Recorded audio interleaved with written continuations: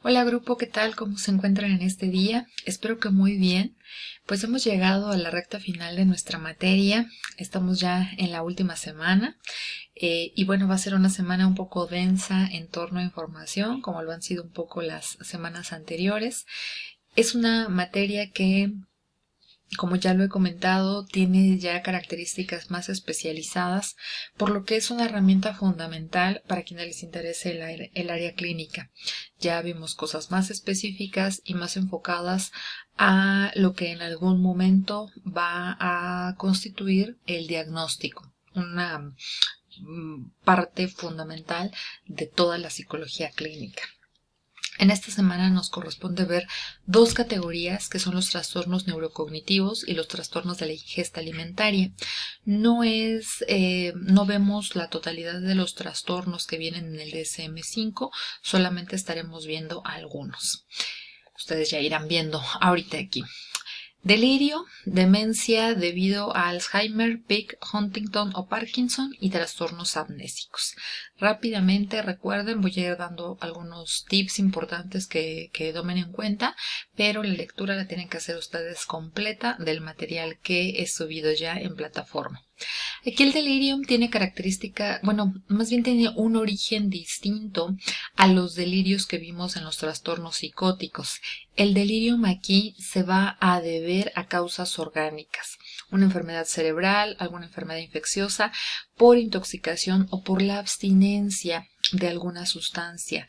También debido a la edad puede presentarse este tipo de delirios, distintos a los psicóticos en donde no hay ninguna de estas cuestiones y más bien se debe a que hay una patología psiquiátrica, aunque los síntomas son los mismos, pero el origen es distinto y entonces el abordaje también va a ser algo diferente o sumamente distinto. Aquí vienen los criterios diagnósticos del DSM-5, prácticamente tiene las mismas características de los otros delirios, insisto, solamente el origen es diferente. Pero hay una categoría en especial que es el delirium tremens. Esta es exclusivamente una patología derivada de un consumo excesivo de alcohol y que pues haya detenido ya ese consumo, pero que previo hubo una ingesta excesiva de él, ¿no? Y entonces pues se presenta toda una serie de síntomas que podría ser como la versión extrema del síndrome de abstinencia, y lo grave es que puede llegar a ser mortal si no se atiende. Ok, las demencias. El DSM-5 anteriormente en su versión 4 le consideraba así, o ese era el nombre, demencia debida a tal. En la versión 5 cambia el nombre a trastorno neurocognitivo mayor y trastorno neurocognitivo leve. Pero antes de ver las características de cada una de estas, es importante que consideremos que los dominios cognitivos que se afectan en este tipo de patologías son estos 6. Es atención compleja, función ejecutiva, aprendizaje y memoria, lenguaje, habilidades perceptuales y reconocimiento social. Son los dominios cognitivos que se van a ver principalmente afectados en los trastornos neurocognitivos que se denominan así propiamente. Y entonces nos dice que puede haber un trastorno neurocognitivo mayor o leve, y a su vez cada uno de estos puede deberse a una larga lista de enfermedades médicas. Ojo, hay trastorno neurocognitivo mayor o leve debido a Alzheimer, a PIC, enfermedad de Huntington, enfermedad de Parkinson y otras que contempla el DSM-5. Pero en psicología no nos compete hacer el diagnóstico de Alzheimer, esa es una enfermedad médica.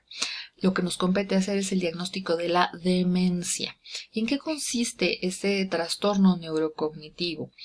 Básicamente, pues en que hay un declive cognitivo en alguno de los dominios cognitivos que les enseñé en las láminas anteriores, pero que para que podamos decir que es mayor o que es leve, la clave está en el criterio B. En el trastorno neurocognitivo mayor nos dice que estos déficits interfieren con la autonomía del individuo en las actividades cotidianas, mientras que en el trastorno neurocognitivo leve nos dice que no interfieren en la capacidad de independencia en las actividades cotidianas. Esa va a ser la diferencia entre uno y otro. Prácticamente todos los demás síntomas son los mismos, solamente en el nivel de dependencia o independencia y autonomía que tiene la persona. Ahí va a radicar la diferencia. Y bueno, pues van a tener características diferentes, obviamente Alzheimer. Bueno, Alzheimer y PIC se parecen mucho. La enfermedad de PIC no viene en el DSM-5, eso es aparte, pero también puede haber demencia debido a enfermedad de PIC. Con el trastorno de Huntington, bueno, la enfermedad de Huntington, ahí sí ya hay diferencias importantes. Y Parkinson, pues yo creo que más o menos identificamos los síntomas que caracterizan a Parkinson, ¿no? Entonces, cada una de estas enfermedades físicas puede tener como uno de sus síntomas la demencia o el trastorno neurocognitivo. ¿Vale? Que ya es propiamente el nombre correcto que se usa ahora según el DSM-5.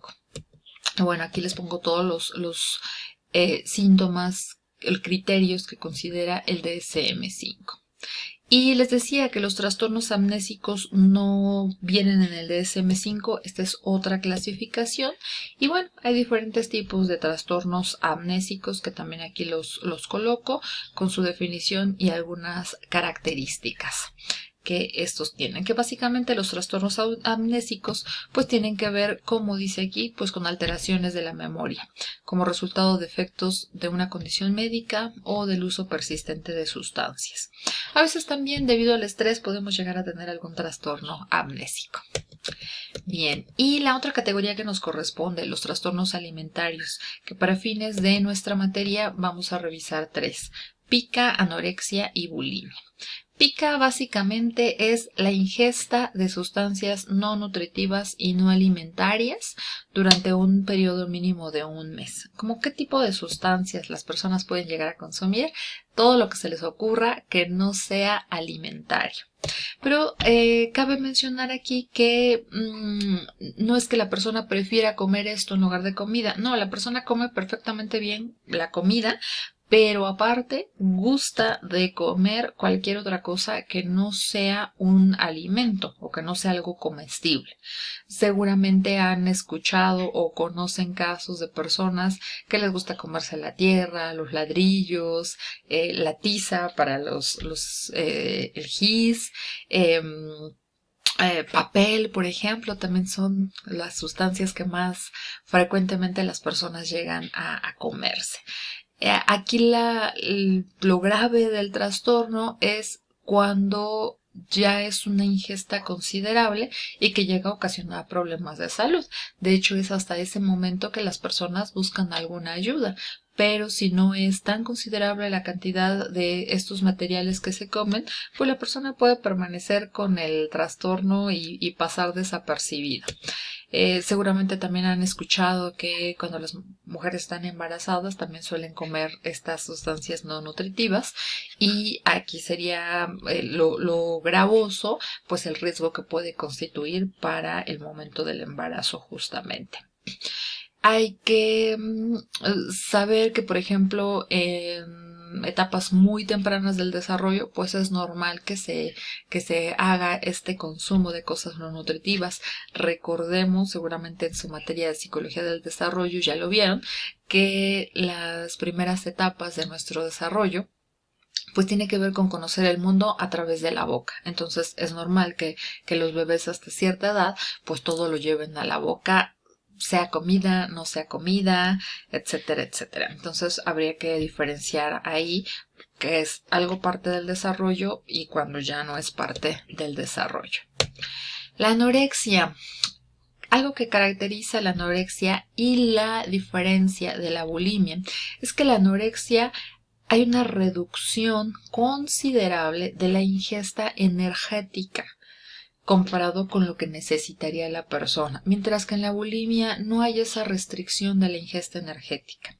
Otro punto es que la persona es visiblemente o tiene visiblemente una complexión más delgada de lo que se esperaría para su edad, para sus características, eh, incluso hasta culturales, por ejemplo, ¿no? Mientras que en la bulimia la persona puede tener un peso normal o incluso hasta estar un poquito elevado su peso de lo que se esperaría. Entonces no vemos esa delgadez extrema, por ejemplo, ¿no?